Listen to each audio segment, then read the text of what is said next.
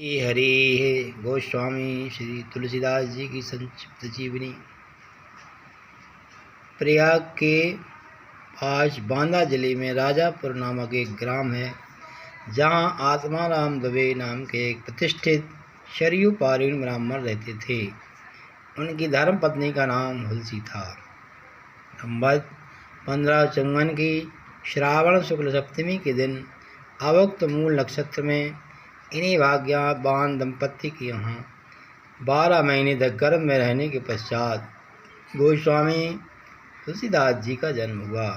जन्मते समय बालक तुलसीदास रोए नहीं, किंतु उनके मुख से राम का शब्द निकला। उनके मुख में 32 दांत मौजूद थे। उनका डील डोल 5 वर्ष के बालक का सा था। इस प्रकार के अद्भुत बालक को देखकर पिता अमंगल की शंका से भयभीत हो गए और उसके संबंध कई प्रकार की कल्पनाएं करने लगे। माता हुलसी को यह देखकर बड़ी चिंता हुई। उन्होंने बालक के अनिष्ट की आशंका से 10वीं की रात को नवजात शिशु को अपनी दासी के साथ उसके ससुराल भेज दिया और दूसरे दिन स्वयं इस असार संसार से चल बसी। दासी ने इसका नाम चुनिया था। बड़े प्रेम से बालक का पालन पोषण किया। अब तुलसीदास लगभग 5.5 वर्ष के हुए। चुनिया का भी देहांत हो गया। अब तो बालक अनाथ हो गया। वह द्वार द्वार भटकने लगा। इस पर जगत जननी पार्वती जी को होनहार बालक पर दया आई। वे ब्राह्मणों का वेश धारण कर प्रतिदिन उसके पास जाती और उसे अपने हाथों से भोजन करा जाती।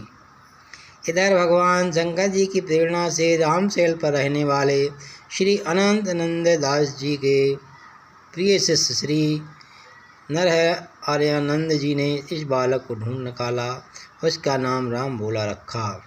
उसे वे अयोध्या ले गए और वहाँ संवत 1561 माघ शुक्ल पंचमी शुक्रवार को उसका यज्ञोपवीत संस्कार कराया। बिना सगाई बालक राम भोला ने गायत्री मंत्र का उच्चारण किया, जिसे देखकर सब लोग चकित हो गए। इसके बाद नरहरि स्वामी ने वैष्णवों के चित्त संस्कार करके राम भोला को राम मंदिर की दीक्षा दी और अयोध्या में रहकर उन्हें विद्या अध्ययन कराने लगे। बालक राम भोला की बुद्धि बड़ी प्रखर थी। एक बार गुरु मुख से जो सुन लेते थे उन्हें वह कंठस्थ हो जाता था। वहाँ से कुछ दिन बाद गुरु शिष्य दोनों सौरभ पहुँचे। श्री नरहरि जी ने तुलसीदास जी को रामचरितमानस सुनाया।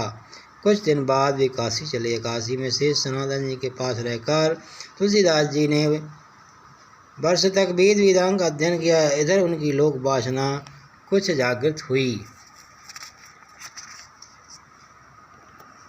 और अपने विद्या गुरु से आज्ञा लेकर वे अपनी जन्मभूमि लौट आए। वहाँ आकर उन्होंने देखा उनका परिवार सब नष्ट हो चुका है। उन्होंने विधि पूर्वक अपने पिता आदि का श्राद्ध किया और वहीं रहकर लोगों को भगवान राम की कथा सुनाने लगे। संवत 1583 ज्येष्ठ शुक्ल 13 गुरुवार को भारद्वाज गोत्र की एक सुंदरी कन्या के साथ उनका विवाह हुआ और वे सुखपूर्वक अपने नवविवाहिता वधू के साथ रहने लगे। एक बार उनके स्त्री भाई के साथ अपने मायके चले गए। पीछे तुलसीदास जी भी वहाँ जा पहुँचे। उनकी पत्नी ने इस पर उन्हें बहुत धिक्कारा और कहा कि मेरे इस हाड़ मास के शरीर में जितनी तुम्हारी आसक्ति है, उससे आदि भी यदि भगवान में होते तुम्हारा बेड़ा पार हो गया होता। तुलसीदास जी को ये शब्द लग गए। वे एक क्षण भी नहीं रुके, तुरंत वहाँ से चल दिए। वहाँ से चलकर तुलसीदास जी प्रयाग आए। वहाँ उन्होंने गृहस्थ वेश परित्याग का साधु वेश ग्रहण किया। फिर तीर्थाटन करते हुए काशी पहुँचे। मानसरोवर के पास उन्हें काकभूषण जी के दर्शन हुए। काशी में तुलसीदास जी राम कथा कहने लगे। वहाँ उन्हें एक दिन एक प्रेत मिला, जिसने उन्हें हनुमान जी का पता बतलाया। हनुमान जी से मिलकर तुलसीदास जी ने उन्हें श्री रघुनाथ जी के दर्शन कराने की प्रार्थना की। हनुमान जी ने कहा, तुम्हें चित्रकूट में रघुनाथ जी के दर्शन होंगे। इस पर तुलसीदास जी चित्रकूट की ओर चल पड़े। चित्रकूट पहुँचकर रामघाट पर उन्होंने अपना आसन जमाया। एक दिन प्रदक्षिणा करने निकले थे। मार्ग में उन्हें श्री राम के दर्शन हुए। उन्होंने देखा कि 2 बड़े ही सुंदर राजकुमार घोड़ों पर सवार होकर धनुष बाण लिए जा रहे हैं। तुलसीदास जी उन्हें देखकर मुग्ध हो गए, परंतु उन्हें पहचान न सके। पीछे से हनुमान जी ने आकर उन्हें सारा वेद बताया तो वे बड़ा पश्चाताप करने लगे। हनुमान जी ने उन्हें सांत्वना दी, कहा प्रातः काल फिर दर्शन होंगे। संवत 1607 की मौनी अमावस्या बुधवार के दिन उनके सामने भगवान श्री राम पुनः प्रकट हुए। उन्होंने बालक रूप में तुलसीदास जी कहा, बाबा हमें चंदन दो। हनुमान जी ने सोचा वे इस बार भी 2 खाना खा जाए, इसलिए उन्होंने तोते का रूप धारण करके दोहा कहा। चित्रकूट की घाट पे भई संतन की भीड़, तुलसीदास चंदन घसे तिलक दे रघुवीर। तुलसीदास जी इस अद्भुत छवि को निहार कर अपने हाथ से भगवान को चंदन लगाने लगे और प्रभु अंतर ध्यान हो गए। 1628 में हनुमान जी की आज्ञा से अयोध्या की ओर चल पड़े। प्रयाग में उन्हें मार्ग मिला तो वहाँ कुछ दिन भी ठहरे।